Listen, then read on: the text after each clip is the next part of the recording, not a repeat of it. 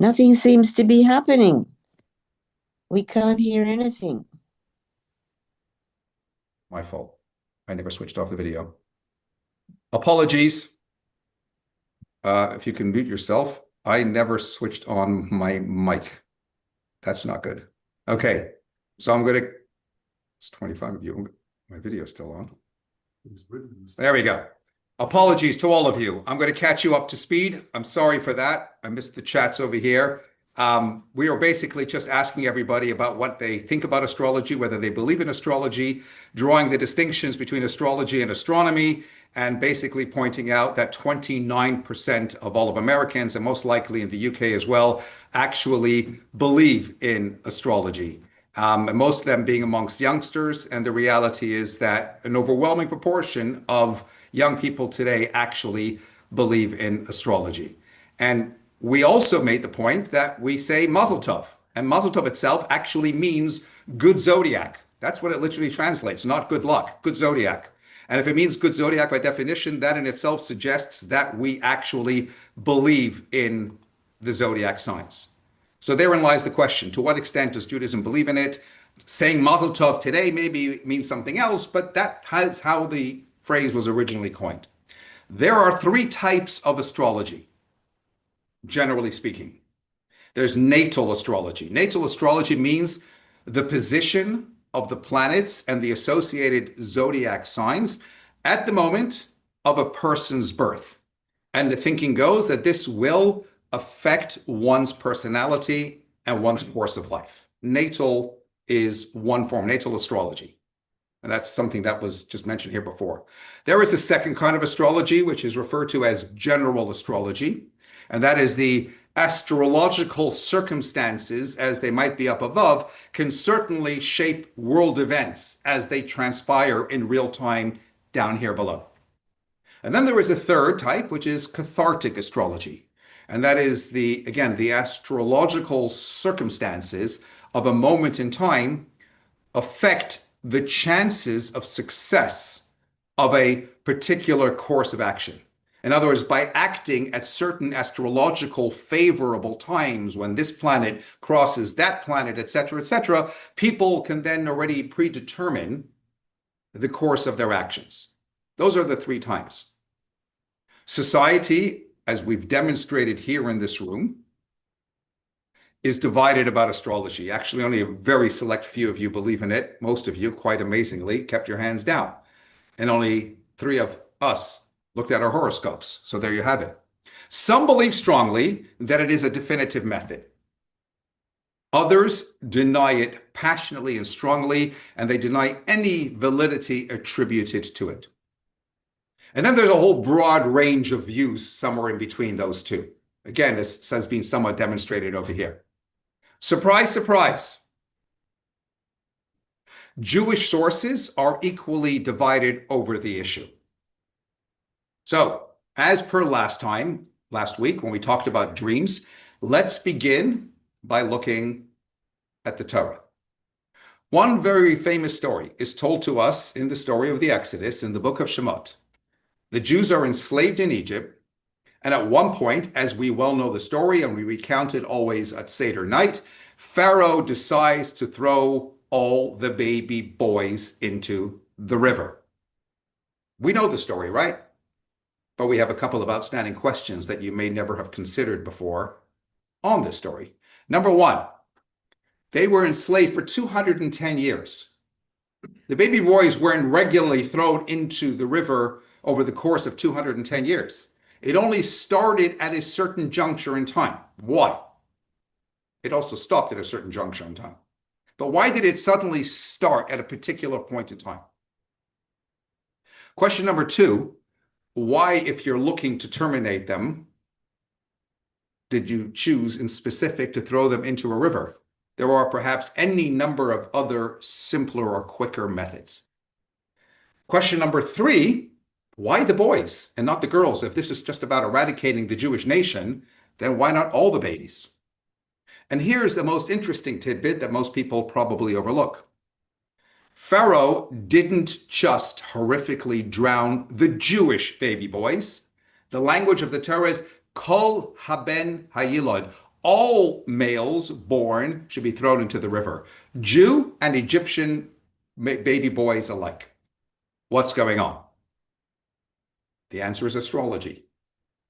And by definition, Pharaoh's astrologers were able to look into the stars and they were able to see that in the language of the commentaries, etc., Nolad Mashiach Shel Yisrael, a baby boy was born or is going to be born who will be the savior of the Jewish people. That's why just the boys. Then they saw something, but it wasn't wholly accurate or wasn't precise. They knew that a baby boy was going to be born who's going to be the savior of the Jewish people, but they didn't know, was that baby boy himself going to be born amongst the Israelites, or was the baby boy going to be born amongst the Egyptians? They couldn't ascertain that. Hence, all the boys, both the Jewish boys and the Egyptian boys. And then they saw something else as well. They saw that this baby boy would meet his end with water. Guess what? They were right. Ultimately, it is because Moses hit the rock instead of speaking to it in order to produce water all those years later that he was denied entry into Israel and he died in the desert. Again, they couldn't predict that accurately, so they decided if the baby boy is going to meet his fate with water, then we're going to throw all the baby boys into the river. So you see a categorical example over here of truth to the astrology. What they were able to read in the stars was that there was going to be a boy born, that he was going to be a savior of the Jewish people, and that his end was going to come about by water. Another example. Last week, we spoke about the story of Joseph and how he, of course, interpreted dreams, etc., when he was in prison, and thereafter Pharaoh's dreams when he came out. How did Pharaoh land in prison in the first instance? He was in charge of the household of Potiphar, who was the captain of industry for Pharaoh, etc., and Mrs. Potiphar set her eyes upon him. And when he rejected her advances, she libeled him to her husband, and he was thrown into prison. But why did Mrs. Potiphar set her eyes upon Joseph in the first instance? Was it merely just lust? Says the Medrash. She saw in the stars that greatness was destined to emerge from a relationship between her and Joseph. Granted, she went about it the wrong way, but guess what? She was right. Eventually, Joseph marries her daughter, Osnat, from which the two incredible children, Ephraim and Manasseh, emerge. Again, she saw correctly, but not precisely.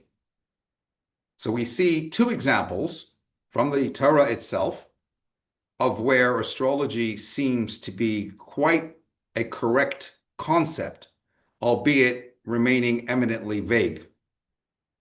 Now let's look into the Talmud. Without getting into too much detail, yes, the Talmud does actually speak of various different astrological influences. Astrological influences every hour, every day, every month, etc. And so, for example, when you look in the tractate, there's quite a lot discussing it, and it goes on to say, Mercury starts to govern at the first hour of the week, which is immediately when Shabbat goes out. This is followed by the moon, then Saturn, then Jupiter, then Mars, the sun, and Venus. Pluto apparently is considered too far to have any influence. If you're born, continues the Talmud, in Mercury, you will have radiance, you will have wisdom. If you're born in Jupiter, you will have righteousness. You will instinctively be righteous. If you're born under the zodiac of Mars, you will be, quote, a spiller of blood. All the signs, as we know them, Aries. The Talmud says the sign for the Hebrew month of Nisan is Tela, which is indeed a ram. Cheshvan is the Akrav, which is a scorpion. Adar is Dagim, which means fish, Pisces, and so on and so forth. So you have all of this concept as it exists in the Torah and in the Talmud. Now here's the problem. We see from this, seemingly, that there is real substance to the whole notion of astrology. On the other hand, to ascribe any decision-making authority to stars and to constellations would certainly smack of idolatry, which is a cardinal sin. In fact, the traditional way that you will always find idolaters referred to in various texts, including the Mishnah and the Talmud, etc., is akum. Akum is the term used for an idolater. Akum is actually an acronym for Oved Kochavim Umazolot, which means somebody who worships the stars and the zodiacs. So now we have the problem. How do we reconcile the contradiction over here with clear references and indications of the authenticity of astrology in the Torah, indeed the Talmud elaborating upon it in great detail, and the fact that at the same time it seems to smack of idolatry? And their answer lies in perhaps two potential approaches over here. Number one is that God imbues physical objects in our world with a certain nature, and so too with the heavenly bodies. What do I mean by that? A fire, by nature, burns other objects that it comes into contact with. That's the nature that God created. God introduced fire, and God created the nature of fire such that when it comes into contact with something, it'll burn it. Similarly, with the zodiac signs, Mars imbues a blood-letting nature to people that it comes into contact with at the time of birth, if they're born under that particular hour, under that particular zodiac. So that clearly is ascribing a certain amount of power to the zodiac signs and the stars. That's one approach. The second approach is that the heavenly spheres have no power whatsoever. In other words, God manifests himself in the world. He's running the whole show. Differently at different times, sometimes through compassion and kindness, other times through judgment and strict discipline and what have you. And whichever way God might be choosing to manifest himself in the world, that can affect the character and the destiny of people and events at that particular point in time. The stars and the zodiacs, they're mere indicators of this. In other words, they're not like fire, which causes other things to burn. They're more like a watch that indicates the time without causing morning or evening to arrive. So it's either the case that actually there is a certain nature that is imbued into each of the zodiacs that God gives them, and therefore if you come into contact with that zodiac, such and such a thing can happen to you, but not that you ascribe full power to it. Or it's the case that the zodiacs are just there, and we're given from the Talmud different indicators that if you happen to be in the world at the time of Mars and so on and so forth, then that's the time that God is manifesting himself right now with harsher judgment, etc. Either way, and whichever approach, they're not independent entities with any decision-making powers of their own. They have no authority of their own, and therefore there's no room or right to worship them. They either just have a natural energy, if you will, that will impact you, or they're just there as indicators. But they don't have any of their own decision-making powers to, or any kind of authority to somehow directly look to impact your life at any point in time. So we've resolved the idolatry problem. That's great. So what? We're still left with other problems. And that is this. If zodiacs are real, as we're clearly suggesting they are, then number one, what happens to free choice? Number two, how do we reconcile that with reward and punishment? And number three, what is the whole point and purpose of prophecy?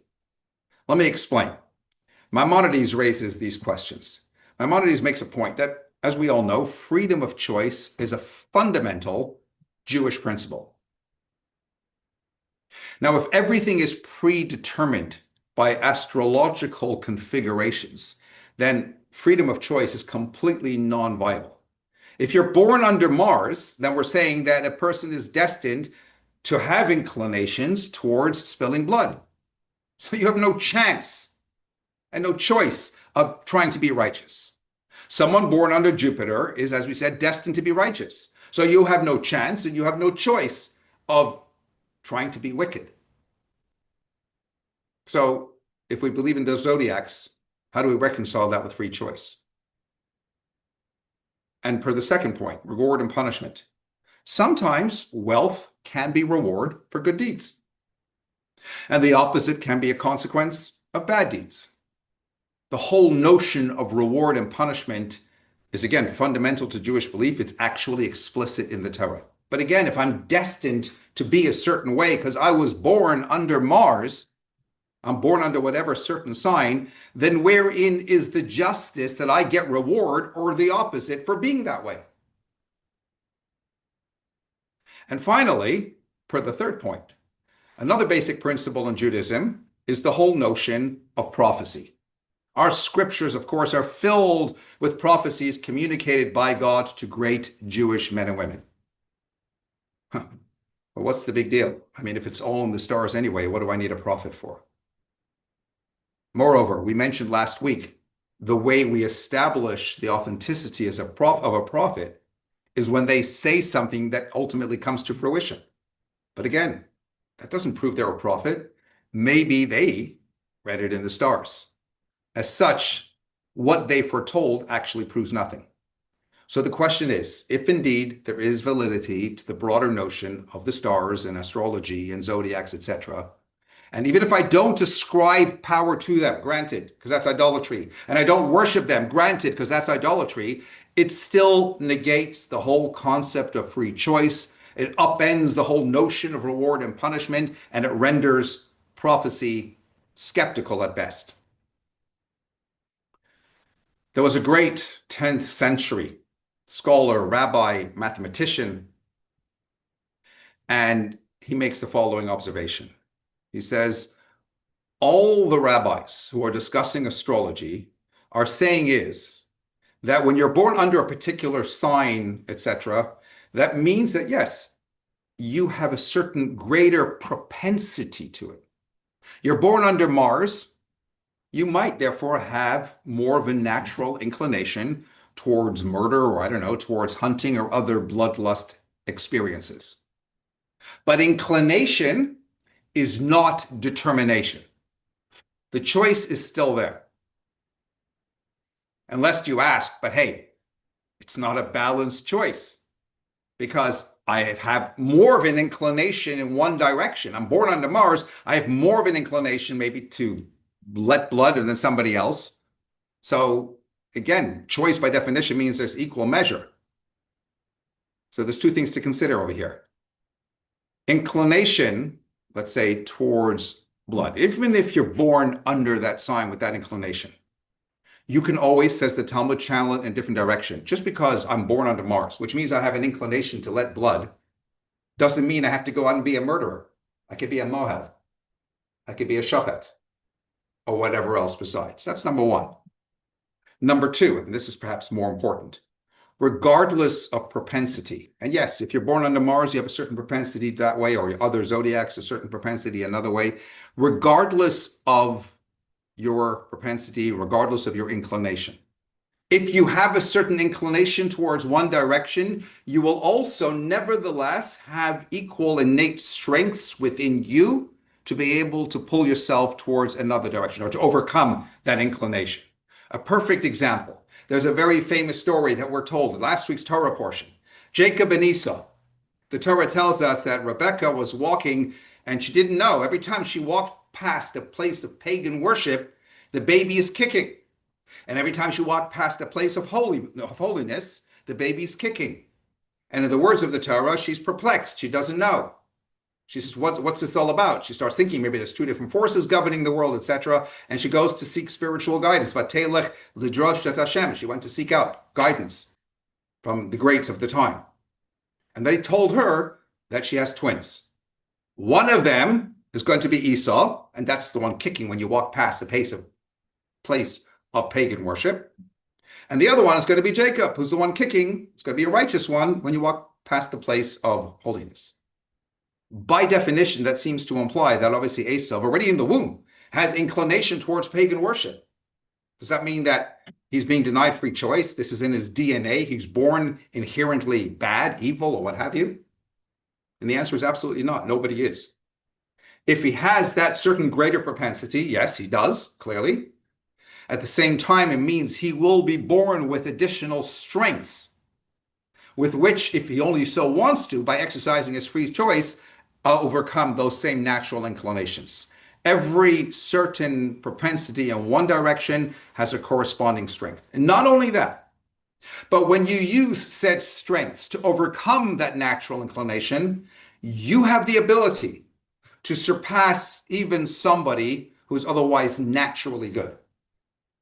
In other words, a person is born a tzaddik, a righteous person. Hey, wow, that's great. And that's special. Somebody who might be born with an inclination towards evil and overcomes that to become a good person, he's greater than even that tzaddik, even that righteous person. Somebody once came past the Lubavitcher Rebbe with his Chabad rabbi, and the Chabad rabbi pointed out to the Rebbe that this man over here, and he pointed out the enormous type of whatever that he was being caught up in at that point in time that was very antithetical to anything Jewish. And he'd gone to a number of other rabbis before who spoke to him, tried to reason with him, whatever. The Rebbe just looked at him, smiled, and said, "I'm jealous of you." You looked at the Rebbe, "You're jealous of me." What does that mean? The Rebbe said, the fact that you have this great challenge going on in your life means that you also have corresponding strengths with which to be able to overcome that challenge. Because God doesn't present anybody with a challenge that they cannot overcome. And the fact that I don't have that challenge to the Rebbe means I don't have those unique strengths that you clearly do. In our context, yes, it's true, according to what this rabbi is telling us. What he's saying is that at the end of the day, this Rabbi Shir Gaon, this is, again, 10th century, the great post-Talmudic era, he's basically telling us that, yes, you can have a certain propensity when you are born under certain signs. It's true, it's real, and you will have those inclinations, but they're not going to absolutely determine, they don't negate your free choice, because you also have corresponding strengths to override that. Esav could have been greater than Jacob. That's the absolute fact. The problem is he yielded to his inclinations. In addition, even if we're not talking inclination, but some kind of predetermination of something that's going to happen to you, don't underestimate the power of a mitzvah. And what I mean by that is that whilst an astrological sign maybe could predict, the mitzvah can absolutely determine. And I'll explain what I mean by way of a fascinating story. It's actually my wife's favorite story. Rabbi Akiva had a daughter. And one day the astrologer came over to Rabbi Akiva and he said to him, on the night that your daughter is going to get married, she's going to get bitten by a snake and she's going to die on that very night. You can imagine Rabbi Akiva was worried. And a few days later was the wedding. And early the next morning, he heard a loud, piercing shriek coming from her room. What happened? When she went to sleep at night, she took her hairpin out of her head. She stuck it in the wall. When she woke up in the morning, she pulled the hairpin out, and there was a snake at the other end of it. Now dead, of course, because the snake pierced it. Rabbi Akiva immediately asked his daughter, "What special mitzvah did you do?"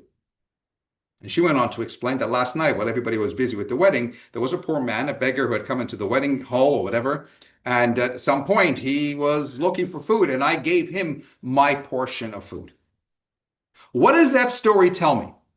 First of all, that the astrological prediction can, and indeed was real. It was real enough to worry Rabbi Akiva, but it remains eminently a prediction.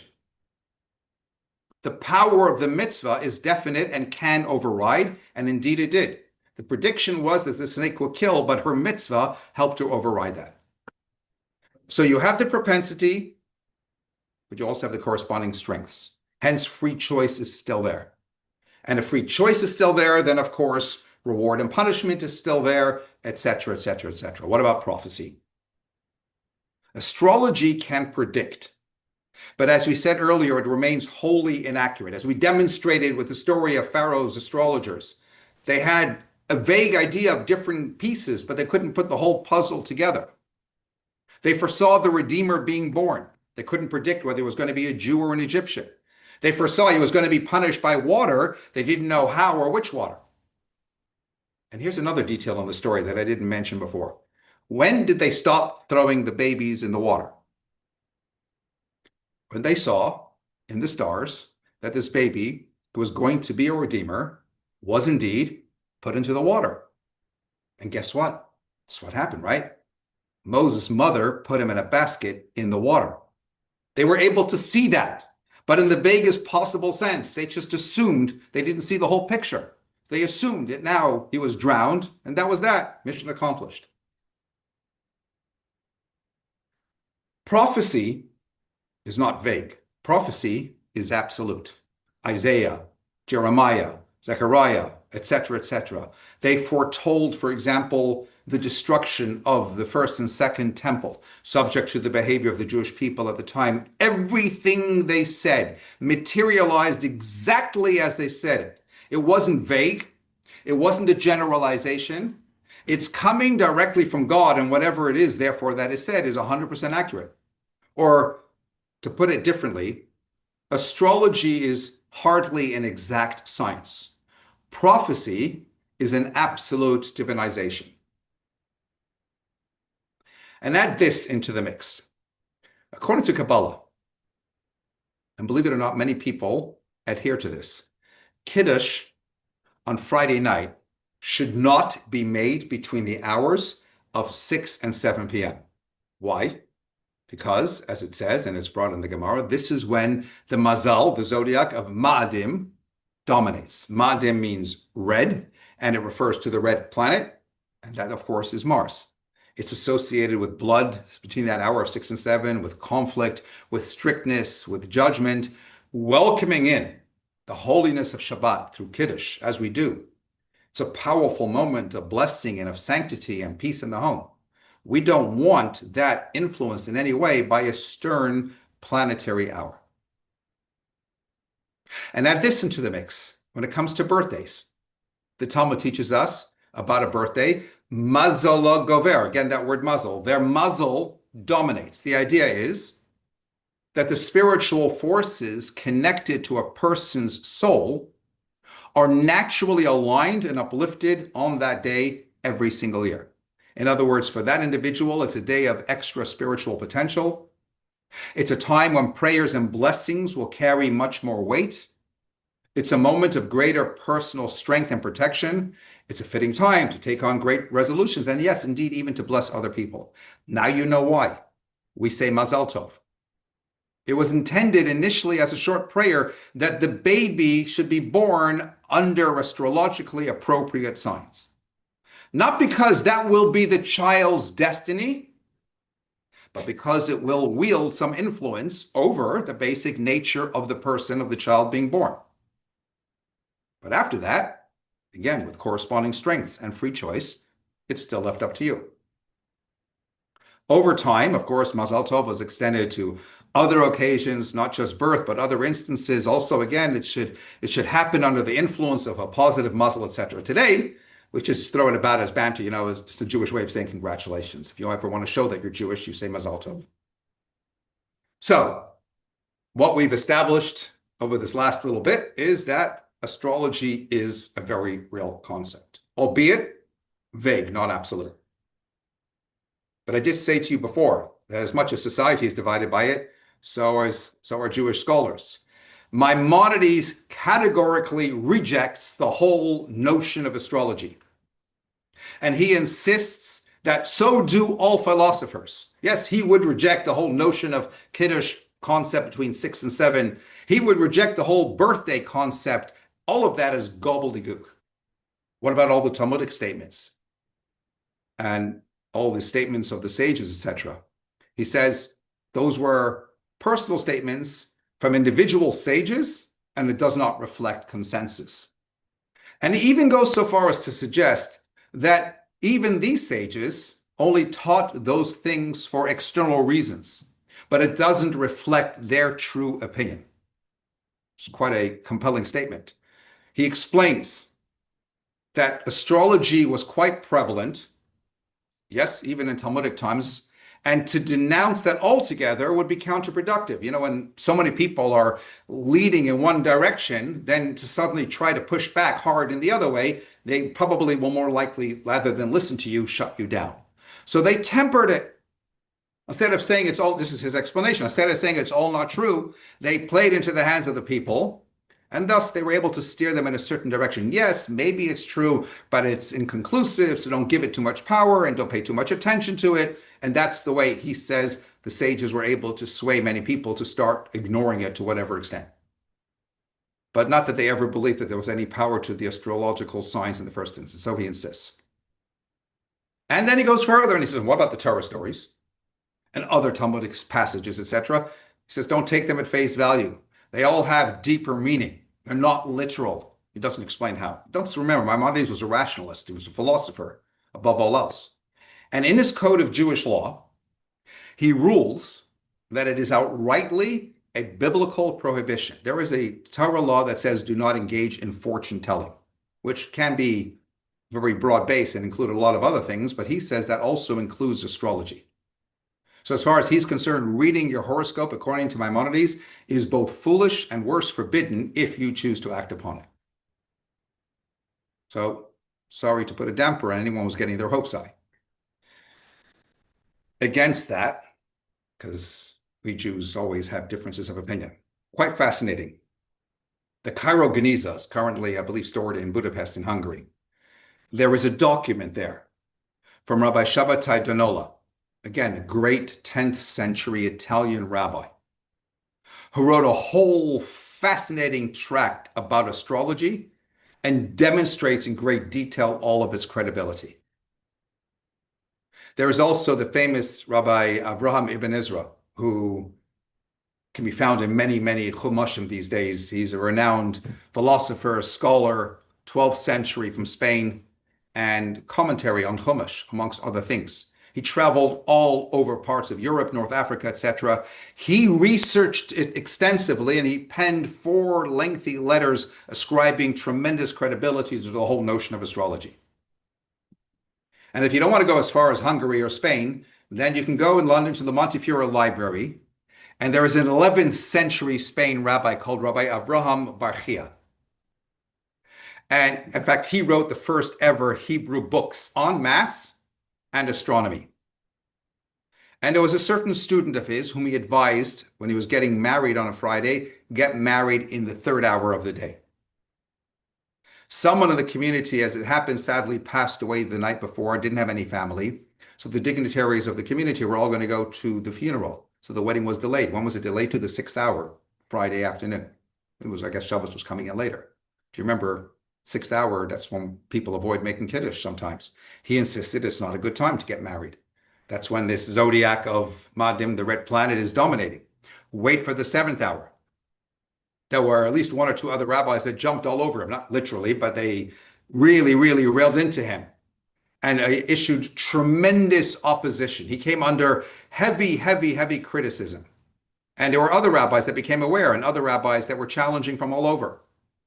And so he penned a very, very detailed response. And in that response, he explains in great detail why he defends his position passionately and why he believes absolutely in astrology. Again, that letter, that detailed letter, is there in the library, the Montefiore Library here in London. That notwithstanding, it has to be said that they all offer the same caveat. And that is, as much as they attribute, and these were greats of all that time ago, as much as we attribute credibility to astrology, we are not limited by the astrology. We can override the astrology through the study of Torah, through prayer, through doing mitzvot. We need not be subject to the determination of whatever is written in the stars. And a perfect example of this, and Rashi, the famous commentator par excellence on all of the Torah and Talmud, makes the observation, and he quotes it in the Chumash, in the story of Abraham. Abraham, God takes him outside, the Torah tells us, and says, look at the stars. What's that about? God was basically telling Abraham, not just that your children will be like the stars. His wife at that point was already quite a bit older and didn't have any children. Abraham saw in the stars that he was not destined to have children. He saw it in the stars. But God tells Abraham, look at the stars and go out of your limitations. In other words, you don't have to be governed by that. You can rise above it. True, There are certain things that may be in play, but you are never ultimately bound by it, and you can always absolutely transcend it. In the words of the Medrash, God said, "You're concerned because Jupiter is in the west. I can move it to the east." And to put it in the words of Nachmanides, when Torah says, walk wholesome with God, it means don't subject yourself to what astrology might predict. You have God you can turn to, and therefore you can rise above it. So, in basic terms, it's not that there is zero value to their methods. It's that there is a truer and more meaningful way to live life. Going back to the story of Rabbi Akiva, two things to consider. Let's remember, he didn't go seeking out the astrologer, tell me how my daughter is going to fare, what's going to happen with her life, what's going to happen. He's not ascribing any power to it whatsoever. The guy came to him. And number two, he still remained concerned about it. It has substance, but he didn't want to act upon it. He didn't go running to his daughter and telling her, be careful, whatever it is, because again, he knows it's not definitive and the Jew can always rise above it. And still, after the fact, when he saw the snake, he realized, yes, you know what? Wow, per the astrologer, this could indeed have happened, but it didn't because she did a special mitzvah on the night. So to reiterate, it's not about astrology being false. It's about ignoring it or rising above it, putting faith in God instead, ignoring astrology and trusting God, have a circular relationship. Natural outcomes or destiny are not completely final. There's always room for divine intervention, especially again through Torah, prayer, mitzvot, etc. And to be sure, this has to be said, there's no guarantee that a mitzvah or prayer is going to necessarily change every situation that might in fact be seen in the stars. Life is much more complicated than that, and we all know that God is certainly more mysterious than that. Still, the override feature is there. The possibility exists, and we have the means to access it. And key to all of this lies in the following response, which I'll share with you. This is another rabbi, Yehuda ben Asher, as he was known, 14th century Toledo, Spain. Many in his community at that time were relying very heavily on astrology. And somebody asked him about this, especially as they were told or they foresaw something negative that was about to transpire. And he replied, if we have faith in God regarding everything we do, we will transform the astrological destiny from bad to good. Now, that's a compelling statement. It means the astrological destiny is there, but we still have the ability to transform it. And this comes down to a basic premise that I wrote about recently, which will soon be published, whatever, but really more than that, comes down to our thinking process. If you were to read that in the signs, in the stars, and you want to then attribute and choose to submit to the astrological norms, to believe in your horoscopes, I mean, I should stress, assuming that there's any validity to the ones you read, there is no objective criteria to know that what Jonathan Caner or Mystic Meg say is really based on any truth. But either way, if you believe, then yeah, by virtue of you believing and submitting to whatever is in those stars, that invariably can become your destiny. You're setting your mind to impact your reality, and then so can it become. And that's powerful stuff. But if you should tell yourself, I can rise above it, to let go and let God, then that will transpire, that will inspire, and that will impact your destiny going forward instead. So it comes down to how you choose, and therefore begging the question, why bother looking at it in the first instance? What are you going to gain by it? It's not going to make any ultimate difference. It might give you some comfort if it's looking good. It might give you anxiety if it's looking bad. But either way, you're not limited to it. Faith, prayer, good deeds, they are the circuit breaker that releases us from natural destinies and allows us to activate God's limitless powers and blessings. And this leads me to another and final point on this. Because even for the many who disregard the whole notion of astrology and horoscopes, etc., I mean, astrology is making a comeback today in a very different way. Not in the belief of the powers of the stars, but belief in genetics and human nature, to completely dictate our choices. Many contemporary thinkers reject the notion of freedom of choice. Stephen Cave wrote an article, and I'll quote what he says. There's no such thing as free will. In recent decades, he writes, research of inner workings of the brain have helped to resolve the whole nature-nurture debate. Brain scanners have enabled us to peer inside the skull, revealing the intricate networks and neurons, allowing scientists to reach broad consensus that these networks are shaped by genes and environment. There's also agreement in the scientific community that the firing of neurons determines not just some or most, but indeed all of our thoughts, hopes, memories, and dreams. No free choice. So, frankly, scientists or neurologists of today, like astrologers of old, they think and they believe that our actions are predetermined. Ironically, most of these modern day thinkers would outrightly dismiss astrology as pseudoscience, but they arrive at the same conclusion through different means. We are who we are, and we can't change that. Maybe we're not, as far as they're concerned, determined by the stars and the signs, but we're still determined by internal forces that we have no control over. Genetics, psychology, external societal factors that are superimposing upon us. And frankly, again, if that was so, where would that leave the whole reward punishment concept? If there's no free choice, there's no concept of reward or punishment, which is that they would agree. We mentioned last week the difference between being programmed to love and choosing to love is exactly that which makes love meaningful. Similarly, if we're programmed and it's in our DNA to do good, well, frankly, you don't deserve reward for being a robot. At the end of the day, in fact, all of the Torah and mitzvot would become obsolete. There's no point in purpose. Why instruct me to do something that I don't have any choice over?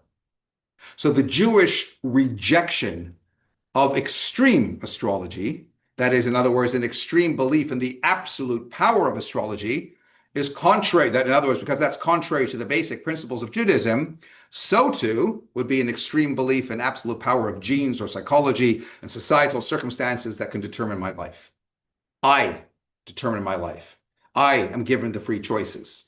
Yes, there's a Bashert factor, etc., but I still get to choose which way I'm going to go. So, to recap, a belief that astrological configuration can influence our natural orientation and inclinations is, as we've established, compatible with Jewish belief, with the noted exception of Maimonides. So too is the belief in the influence of genes and psychology and society. But none of these factors can determine our actions. Only we, through our God-given free choices, can make decisions, and therefore we are ultimately responsible for them. In fact, and with this I will indeed conclude, the astrology argument suggests that everything is from the top down. In other words, starts there and comes down, and then I figure out what to do with it. Jewish mysticism actually argues something quite the contrary. And I write about this too, by way of anecdote. Rabbi Shner Zalman of Liadi passed away on a Saturday night, 24th of Teves, in a small village whilst he was fleeing Napoleon. There was nobody else in the room at the time except for his grandson, known later on as the Tzemach Tzedek, who became the third of the Chabad Rebbes. He was orphaned at a very young age, and his grandfather raised him, and that's why he was with him in the room at the time. Standing in that very room, with his grandfather lying nearby, soon to be returning his soul to his maker, he's brokenhearted. It's Motzoi Shabbat. Shabbat is going out, so he davens Mariv.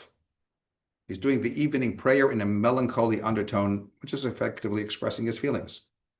His grandfather notices, waits till he finished, and then he summoned sufficient strength with which to be able to admonish him. And he said to him, "Why did you pray like that so sadly?"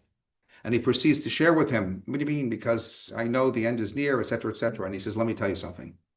There's a very famous story, the story of the vision of Ezekiel, who saw the divine chariot in the heavens.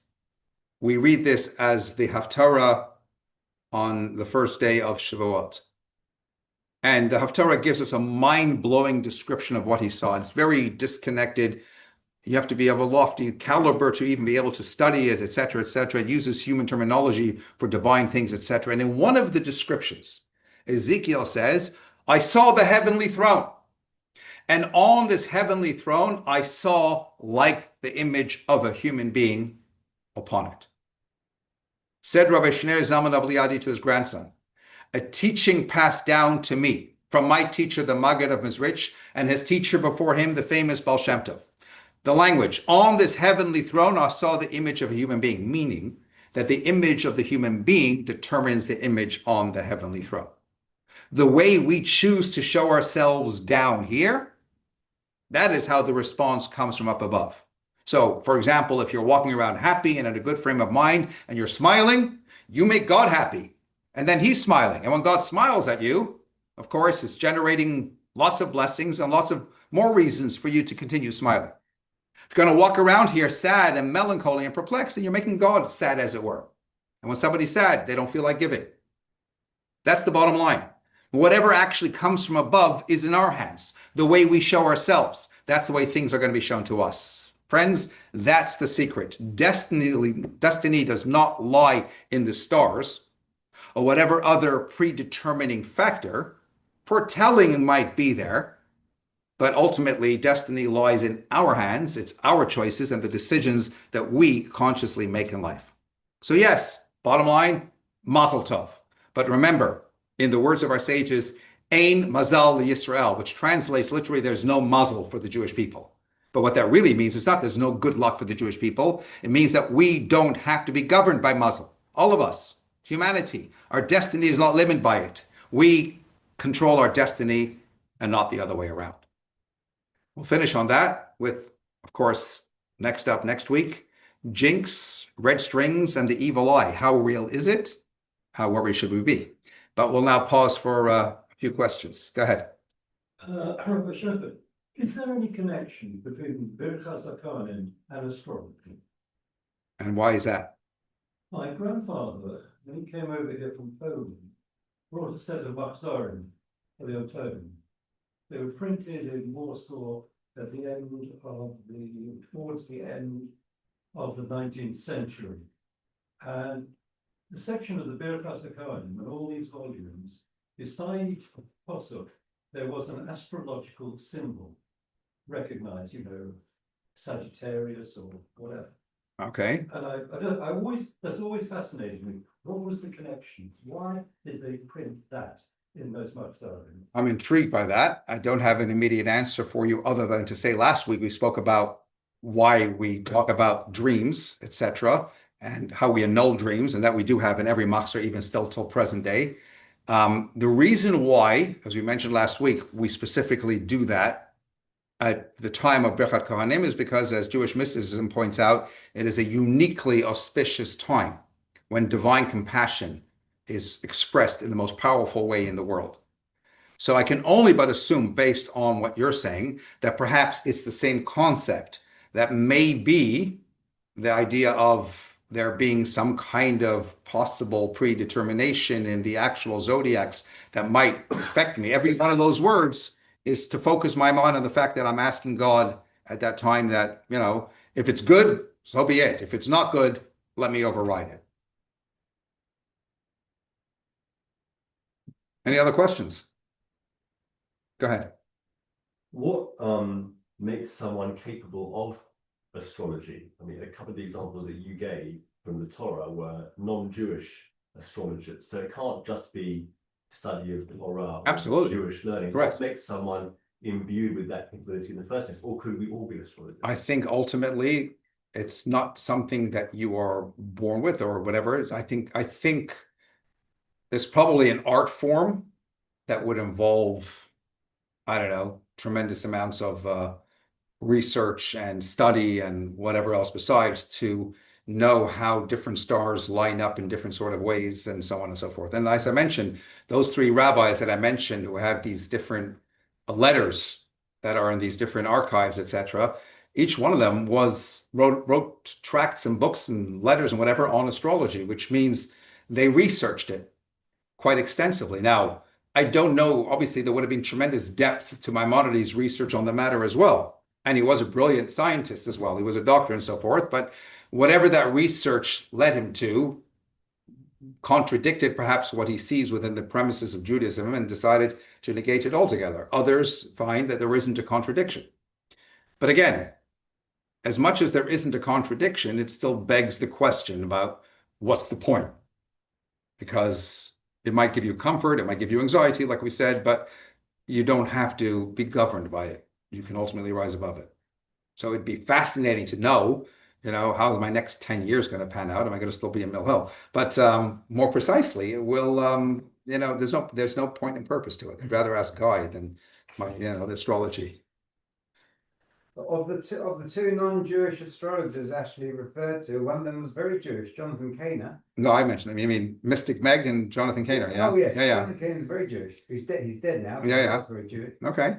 Again, those two were very famous. I don't have objective criteria by which to determine that what they were saying was accurate any more than if I go into a lady sitting in her loft somewhere in Mill Hill and reads my tarot cards. So again, there's a science to it, there's a certain process to it, and it may well be the case that what they were seeing was accurate to whatever extent.